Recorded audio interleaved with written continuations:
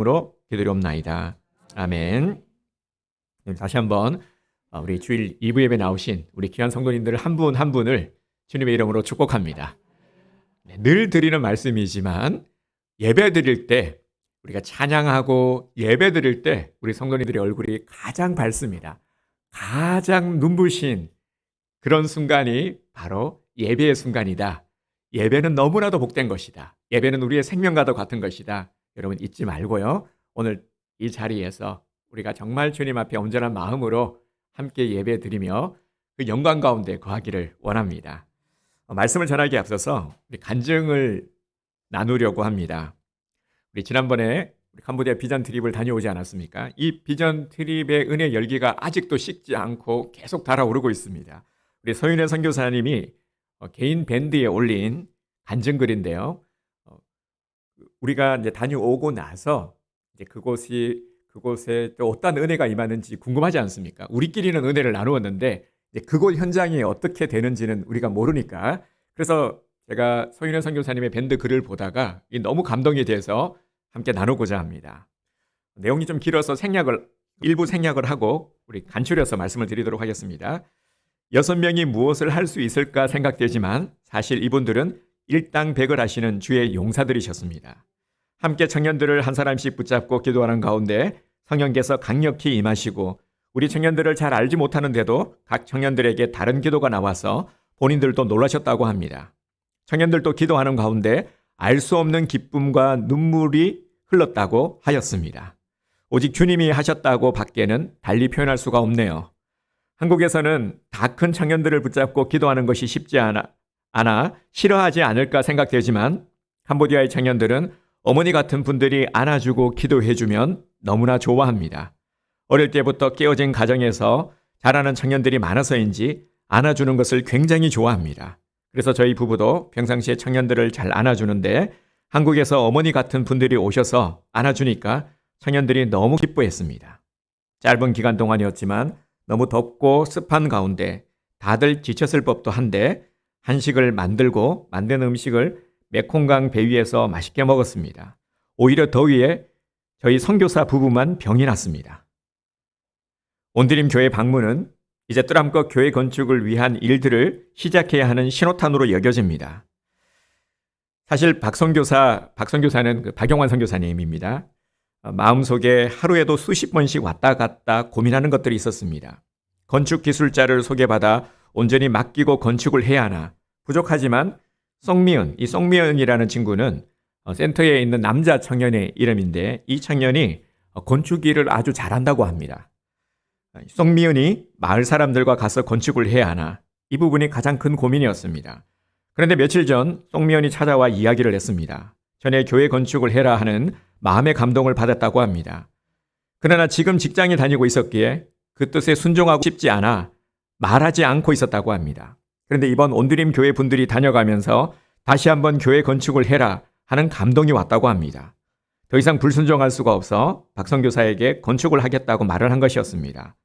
지금 다니고 있는 직장은 2년 유지 계약을 했기 때문에 당장 그만둘 수가 없는데 후임자를 찾아 인수인계를 하면 12월에 그만두고 교회 건축을 시작할 수 있다고 했습니다. 이는 저희 부부에게 주시는 하나님의 응답인 것 같습니다. 건축 기술자가 가서 교회를 지으면 더 잘 지을 수도 있겠지만 마을 사람들과의 관계를 형성할 수가 없습니다. 전에 송미은이 가서 복도 작업과 울타리 작업을 하며 마을 사람들과 좋은 관계를 형성하였기에 이번에 함께 교회를 지으면 좋은 관계 형성을 지속적으로 할 수가 있습니다. 이 부분이 고민이 되었던 것인데 하나님께서 송미은을 통해 하기를 원하시는 것 같습니다. 그리고 그곳에 교회 건물이 아닌 진짜 교회를 건축하기를 원하시는 것 같습니다. 교회 건축을 위해 기도를 함께 해주시기를 요청합니다. 네, 건축에 대해 아는 것이 하나도 없지만 하나님께서 인도하시는 대로 한 걸음 한 걸음 발걸음을 옮기려 합니다. 네, 조금 생략을 했습니다만 어떻습니까 여러분? 그곳에 참 놀라운 하나님의 은혜의 역사가 일어나고 있지 않습니까? 그래서 제가 보는데 너무 감동이 돼가지고요. 이거 우리 성도들에게 함께 나눠야 되겠다는 생각이 들었습니다. 캄보디아 비전 TV를 통해서 하나님께서 부어주시는 이 은혜가 큼을 우리 선교사님의 간증을 통해서도 증명이 되고 있습니다.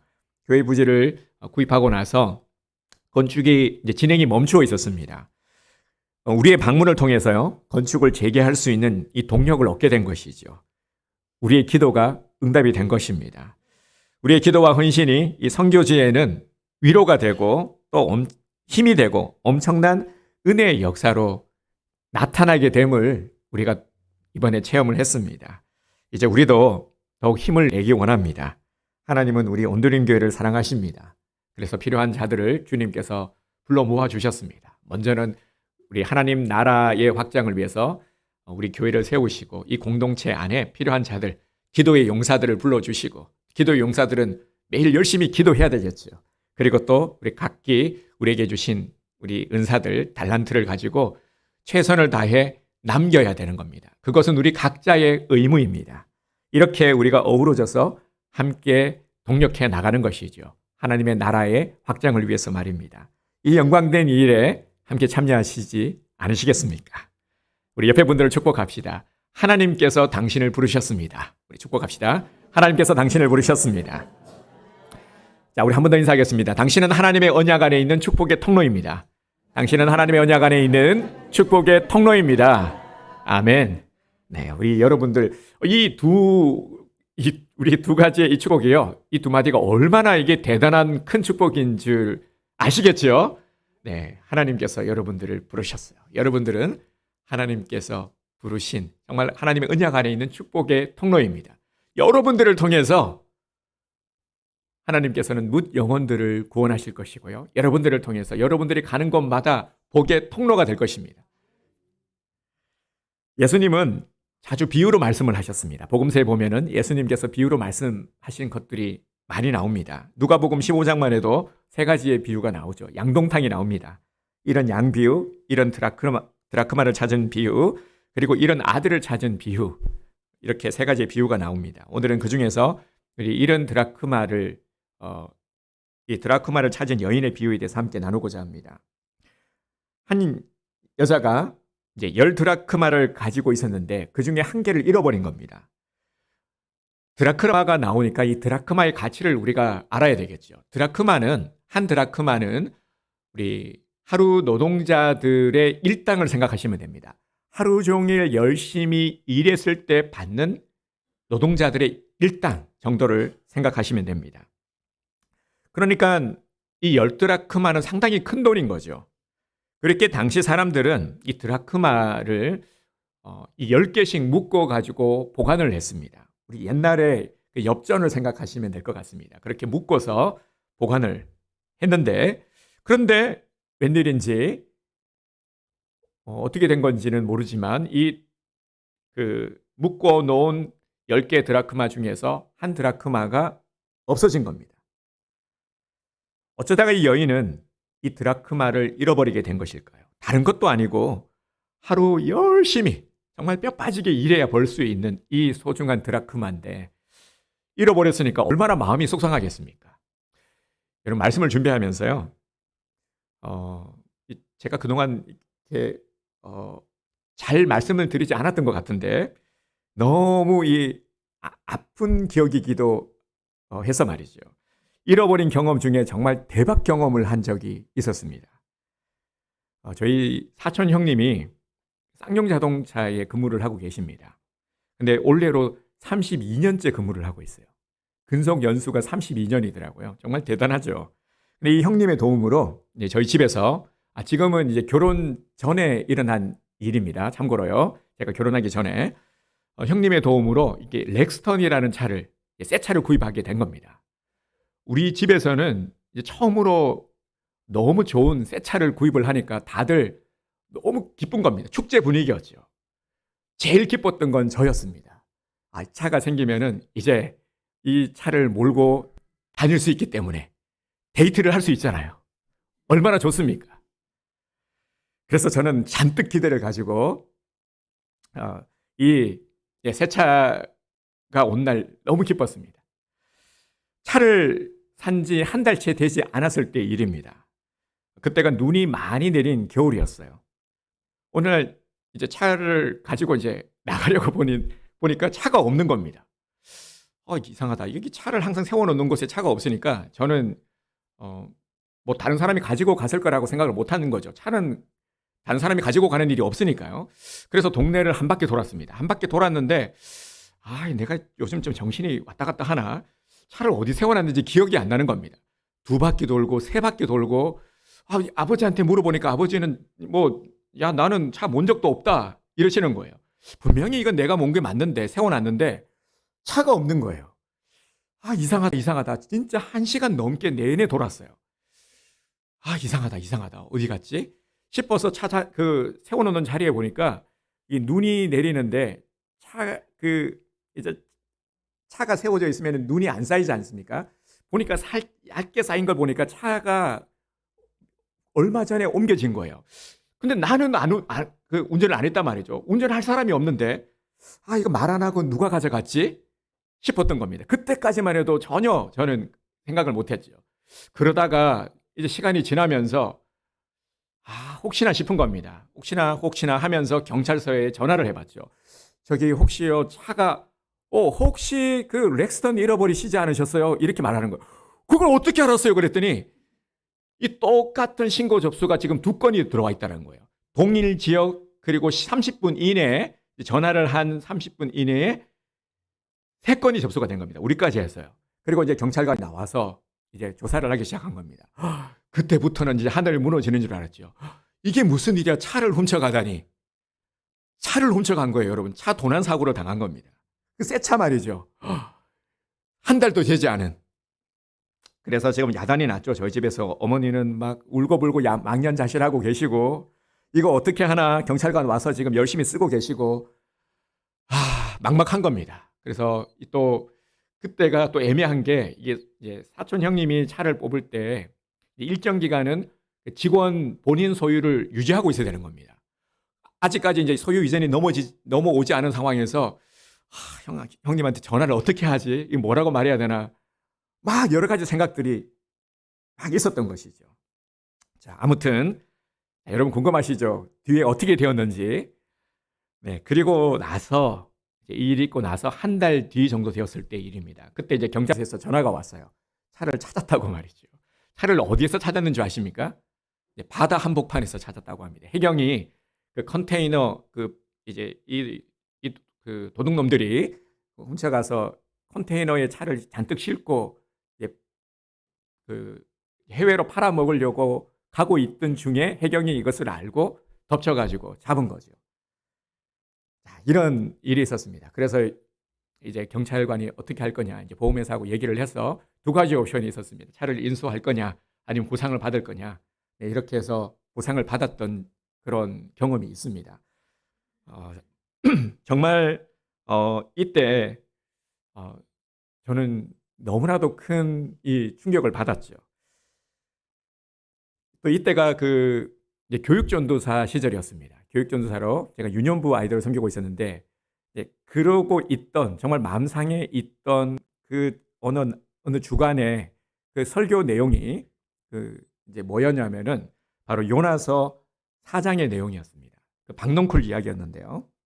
요나가 땡볕에서 박넝쿨에 의지해서 햇볕을 피하고 있지 않았습니까? 그때 하나님께서 이 벌레를 통해서 박넝쿨을 다 갉아 먹어버리게 했어요. 말라버리자 요나가 무척 고통스러워하면서 막 원망을 합니다. 이때 원망을 하는 요나에게 주신 말씀이 뭐였냐면, 네가 하룻밤에 났다가 하룻밤에 말라버린 이 박넝쿨을 아꼈거든. 하물며 이 큰 성읍 니느웨에 죽어가는 영혼들을 네가 아끼지 아니하느냐, 주님께서 말씀하셨어요. 제가 그때 너무 막 마음 상해 있을 때 애들한테 설교를 하기 위해서 이 말씀을 묵상하는데 주님께서 제게 주시는 음성으로 들리는 겁니다.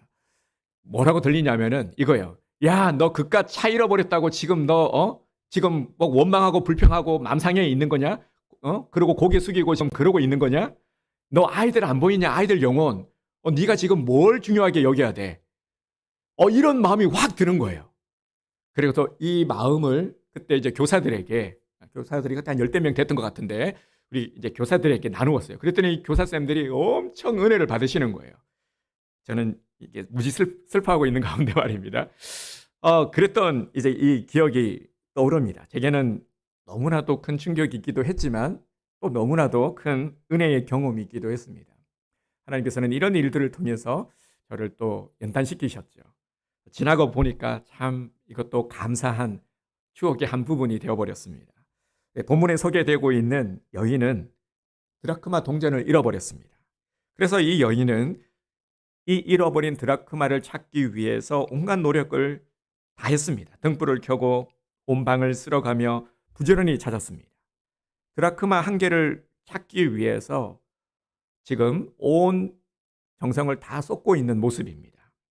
그런데 우리는 또 이런 생각이 들 수가 있죠. 겨우 동전 한 개 잃어버렸는데 이렇게까지 할 필요가 있을까? 차도 아니고 말입니다.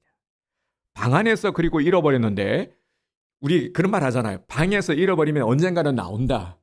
그죠? 방에서 잃어버리면 근데 보면 이제 잊어버리고 있는데 어느 순간 보면 나올 때가 분명히 있어요. 아, 이거 그때 잃어버렸었는데. 그죠? 그런데 굳이 뭐 밖에 또 아니고 뭐 방 안에서 잃어버린 거면 뭐 굳이 이렇게까지 할 필요가 있을까? 수고할 필요가 있을까라는 생각이 듭니다. 차라리 그 시간에 그렇게 막 찾고 에너지를 쏟느니 그 열정으로 한 드라크마를 버는데 에너지를 쏟으면 그게 훨씬 더 유익되지 않을까? 또 이런 생각이 들기도 하죠. 이 여인에게는 이미 드라크마, 다른 9대 또 드라크마가 있는데 말이죠. 이 금액이라면 뭐 생활할 수 있을 텐데. 그러니 우리가 생각하기에는 지금 이 여인이 한 드라크마를 찾기 위해서 하는 이 수고가 좀 과해 보인다 하는 생각이 듭니다. 굳이 이렇게까지 찾을 필요가 있을까? 이런 수고를 할 필요가 있을까? 동전 하나 찾기 위해서. 앞서 제 얘기를 소개해 드렸지만 우리 성도님들도 내가 소중히 여기는 것을 잃어버린 경험이 있으시죠? 어떤 것들을 잃어버렸습니까? 대부분 보면 잘 잃어버리는 것 중에 속상해 하시는 것들이 뭐가 있냐면 지갑 잃어버렸을 때 진짜 속상하죠. 그런 경험들 아마 있으실 겁니다. 지갑 잃어버렸을 때. 그리고 또 요즘은 이 지갑보다 더 속상한 게 있어요. 핸드폰 잃어버리면 야단납니다. 핸드폰 잃으면은 그죠? 그러면 진짜 막 어디 놓고 내렸는데 그래도 우리나라가 좋은 게 잘 찾아준다고 해요. 그 외국인들이 우리나라 와서 놀라는 것 중에 하나가 뭐 어디 놓고 가도 가져가는 사람이 없다. 그리고 또 잘 찾아주지 않습니까? 이렇게 잃어버리면은요, 잃어버린 경험이 있으신 분들은 이 속상함을 아실 겁니다. 그때 여러분들은 어떻게 하셨습니까? 우리는 예수님께서 오늘 본문을 통해서 비유로 말씀하신 것의 그 이유를 알아야 합니다. 예수님께서 오늘 이 말씀을 왜 하셨고, 이 말씀이 오늘 우리들에게 어떤 영적 교훈이 있는지를 우리가 찾아야겠죠. 본문의 여인이 한 드라크마를 찾는 일에 온 정성을 다 쏟은 것은 이 여인에게 있어서는 이 한 드라크마가, 잃어버린 한 드라크마가 너무나도 소중한 것이었기 때문입니다. 이 여인이 노동이라는 대가를 지불하고 얻은 결과입니다. 이 여인은 돈을 벌기 위해서 자신이 고생을 한 것을 알기 때문에 절대로 포기할 수가 없는 겁니다. 가볍게 생각하면은 겨우 그 한 드라크마 때문에 그렇게까지 할 필요가 있나 싶지만 조금 더 생각해 보면은 이 여인에게 있어서는 그 한 드라크마를 소유하기까지의 그 지불한 노력의 대가를 생각한다면 어떤 수고를 해서라도 반드시 찾아야 했습니다.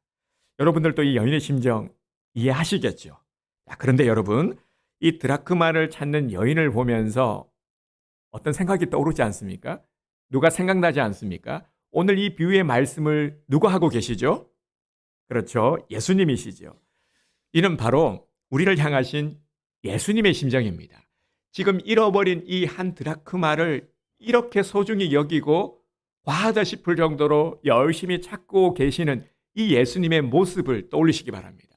바로 이 여인의 심정이 바로 예수님의 심정이라는 것이죠. 예수님께서는 잃어버린 나를 찾으시려고 예수님은 가장 귀한 생명까지도 아끼지 아니하시고 다 쏟아부어 주셨습니다. 이것이 주님의 심정입니다. 여러분, 우리 교회에서 11월 첫째 주 추수감사절을 지키죠. 이번 추수감사절에는 우리가 성찬식을 하려고 하는데요. 이 성찬식의 의미도 우리를 향하신 예수님의 헌신을 기억하는 것 아니겠습니까? 예수님의 그 사랑, 나를 귀히 여기시고 나를 찾으시고 나를 이끄시는 그 예수님의 마음을 우리는 항상 기억해야 됩니다. 나를 기념하라. 우리는 기억해야 되죠. 주님의 이 사랑을 우리가 잊지 않고 계속해서 생각하고 또 생각해야 하는 것입니다. 또한 내가 이런 존재라는 사실을, 정말 예수님께 이러한 사랑을 입고 있는 자라 하는 것을, 내가 얼마나 소중한 존재인지를 우리는 잊지 말아야 합니다. 여러분, 내가 누구입니까? 나는 누구이죠? 나는 어떤 존재이죠? 나는 어떤 가치가 있는 자입니까? 나는 예수님께서 생명을 지불하고 사신 그러한 존재입니다. 여러분, 이 세상에 이것보다 더 값진 것이 있을까요? 나보다 더 가치 있는 사람이 있을 수 있을까요? 그래서 주님은 나를 찾으시려고 나를 잃어버린 그 순간부터 나를 기억하시고 나를 찾으신 겁니다. 내가 이 땅에 태어난 그 순간부터 수단과 방법을 가리지 않고 나를 찾으셨습니다.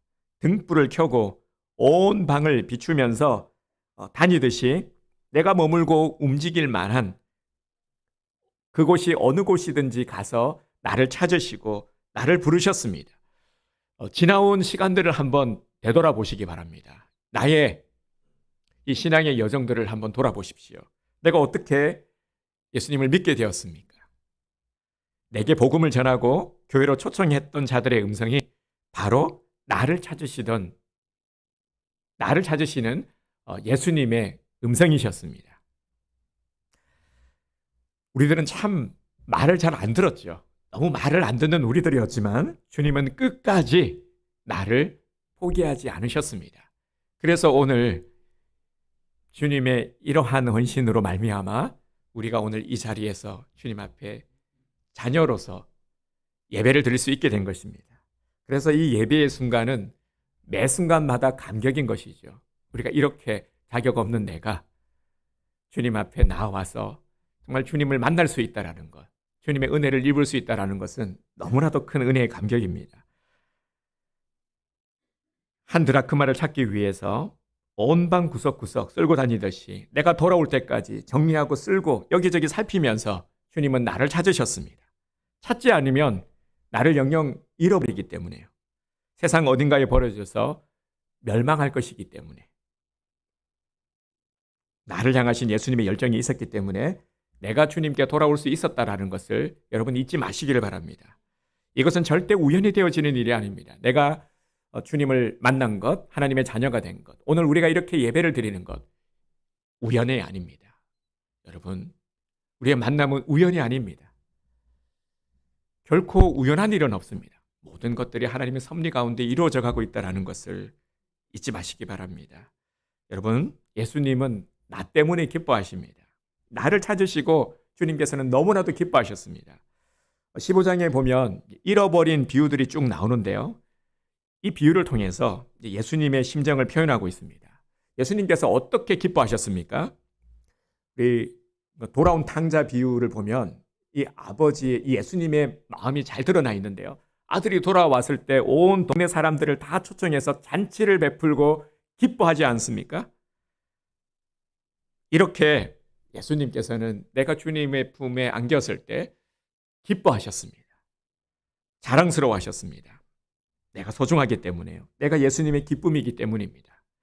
이전에 예수님을 떠나서 초라하고 보잘것없었던, 정말 탕자 같았던 그때의 나의 모습들은 이건 전혀 문제가 되지 않습니다. 주님은 이전에 내가 어떤 사람이었는지에 대해서 묻지 않으십니다. 왜냐하면 주님에게 있어서는 그게 중요한 게 아니기 때문이죠. 주님은 지금 내가 주님 품 안에 있는 것으로, 내가 주님 품 안에 안겨 있는 것으로 주님께서는 기뻐하십니다. 예수님 안에 있는 나를 가장 소중한 존재로 여기시고 가장 귀한 자로 여겨주십니다. 사랑하는 성도 여러분, 그런데 말이죠. 내가 정말 이러한 존재임에도 불구하고 혹시 나를 잃어버리지는 않으셨습니까? 나를 잃어버리고 살고 있지는 않으셨습니까? 우리는 이런 말을 곧잘 하기도 합니다. 나는 쓸모없는 존재야. 나는 별로 도움이 되지도 않고 별로 내가 뭐 할 수 있는 것도 별로 없어. 내가 뭘 할 수가 있겠어. 심지어는 다른 사람들도 나를 무시해. 정말 내가 보잘것없고 사람들에게 도움이 되지 않는 존재라 여기면서 내가 홀로 남겨진 것 같고 외롭다 하는 그런 감정을 느끼지 않으셨습니까? 오늘 우리 신앙인들 중에도요, 이런 분들이 정말 많이 계십니다. 하나님은 나에게 관심이 없는 것 같다. 하나님은 내게 관심을 안 기울이셔. 하나님은 나를 좋아하지 않으셔. 내가 기도를 해도 하나님은 내 기도는 안 들어주셔. 내가 그동안 신앙생활을 열심히 해왔는데 신앙생활을 해도 뭐 나는 별로 득본 게 없어. 나는 나아진 게 없어. 나는 달라진 게 하나도 없어. 이는 나를 잃어버린 자들이 가지는 공통된 생각입니다. 나를 잃어버렸기 때문이죠. 혹시라도 오늘 이 자리에 조금이라도 이런 마음을 가지고 계시는 분들이 있다면 오늘 이 말씀을 통해서 다시 일어나게 되기를 주님의 이름으로 축복합니다. 우리는 주님의 기쁨이 되어야 합니다. 예수님은 나를 위해서 목숨까지도 버리시면서 나를 찾아오셨습니다. 이것을 다시 기억합시다. 예수님은 나를 그 무엇과도 바꿀 수 없는 가장 귀한 자로 여기십니다. 예수님에게 나는 예수님의 당신의 목숨과도 바꿀 만한 가장 가치 있는 존재입니다. 그래서 불철주야 24시간 주님께서는요, 눈을 감지도 아니하시고 우리에게 시선을 맞추고 계십니다. 우리를 바라보고 계시고 늘 언제나 우리 곁에 우리와 함께 하십니다. 왜냐하면 주님에게 있어서는 우리가 이만큼 소중한 존재이기 때문에 정말 목숨까지도 내어줄 만큼 아깝지 않은 그런 존재이기 때문입니다. 그렇게 나를 잃어버리지 마시기 바랍니다. 나를 업신여기지 마세요. 나를 업신여기는 것도 정말 주님 앞에 우리가 큰 죄를 짓는 것입니다. 나를 비관하고 나를 업신여기는 것들, 나를 비하하는 것들, 스스로를 학대하지 마십시오. 스스로에게 폭력을 가하지 마십시오. 내게 있는 열등감, 낮은 자존감, 자기 비하, 이런 모든 불편한 것들은 다 이제 내버리시기 바랍니다. 다시 버리고요, 우리 안에 주님의 은혜의 것들로 다시 채우시기 바랍니다. 나를 귀중히 여기는 이 예수님의 이 사랑에서 나를 끊을 수 있는 것은 없습니다. 그 어떤 것도 주님과 우리의 관계를 끊을 수 없습니다. 나를 향하신 이 예수님의 사랑과 관심, 영원히 변하지 않습니다. 사람들은 변할 수 있어도 예수님은 변하지 않습니다. 우리를 향하신 이 사랑은 태초 전부터 그리고 또 영원까지 계속되는 것입니다. 지금 이 시간도 예수님은 나를 향한 이 사랑을 우리들에게 부어주고 계십니다. 혹시나 자신을 향해서 불편한 마음과 생각을 가지신 분들이 계시다면 오늘 이 시점으로 회복되는 은혜의 역사가 일어나기를 주님의 이름으로 축복합니다. 이제 나를 축복합시다. 먼저 나를 축복하기 원합니다. 하나님께서 귀히 여기는 나를 축복합시다. 하나님께서 귀히 여기시는데 내가 나를 업신여겼어야 되겠습니까? 내가 나를 하찮은 존재로 여겨서야 되겠습니까? 주님께서 가장 귀히 여기는 나를 우리는 축복하기 원합니다. 나를 행복하게 해야 합니다. 그리고 또 한 가지 우리가 결단해야 될 것들이 있습니다. 이제는 내가 찾아야 할 이 드라크마를 한번 찾아봅시다. 내가 찾아야 할 드라크마 누구일까요? 집 안에 있을 수도 있고 회사에 있을 수도 있고 또 길에 있을 수도 있습니다. 주님은 나를 통해서 잃어버린 드라크마를 찾기 원하십니다.